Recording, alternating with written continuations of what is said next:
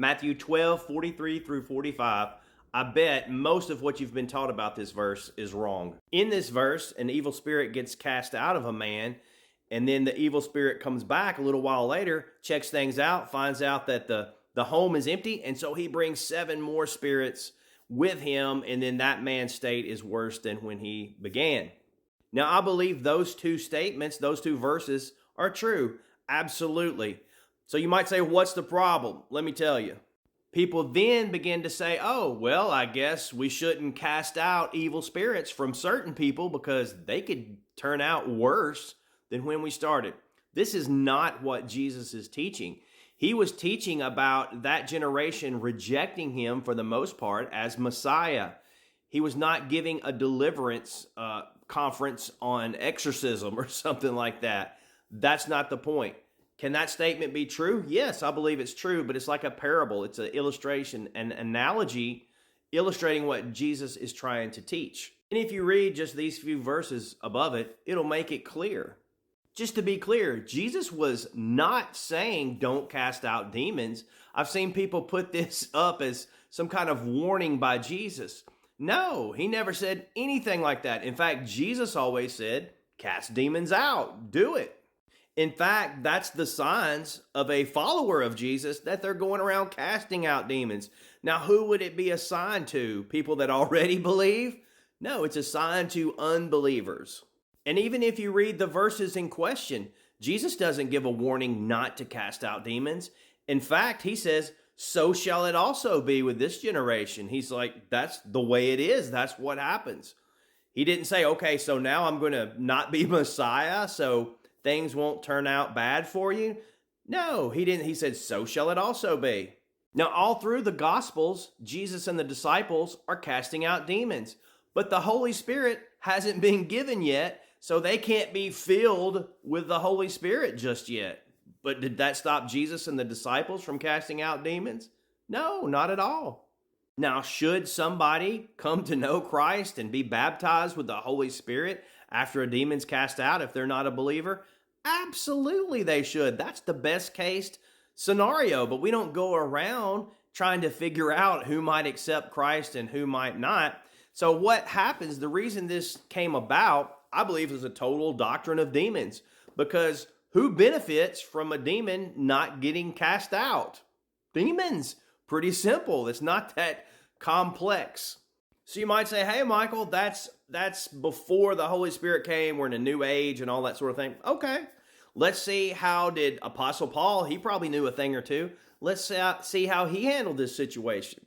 He was followed around by somebody that was possessed with a spirit of divination. It says possessed. And so she follows Paul and company around and bizarrely says, these are servants of the Most High God who proclaim salvation. Now just take a moment. What do you think Paul did next? He finally got annoyed with this demon and cast it out of her. Did he ask permission from her? Did he check all these things? No, it just says he got annoyed and cast it out. Now, hey, maybe he got her saved. We hope that he did, but there's no record of that. There's no warning to say, okay, don't do something like this, even though, there's some things left out. There's no warning or anything like that. It's always the command from Jesus is to cast out demons. Sure, bring them to Christ, get them filled or baptized.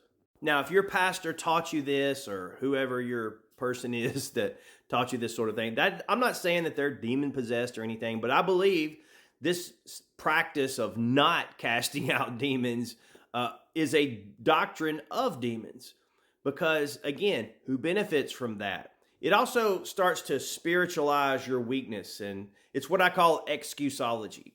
So the people that maybe believe in casting out demons and stuff, sometimes they just believe in that in this little comfort area of the 4 walls of the church.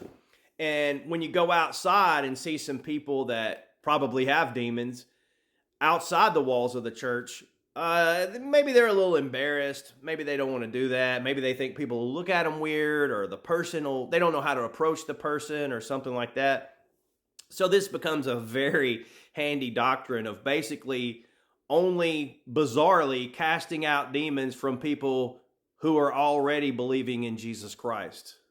This person can also see somebody like me and other people that are doing what I do out on the streets or on this video casting demons out of people, and then look at me and others with great piety and say, oh, I never cast out demons, that I don't follow up and, and all of this thing. Sometimes you're not always in the perfect situation to follow up and check with everybody. But again, that's the best case scenario.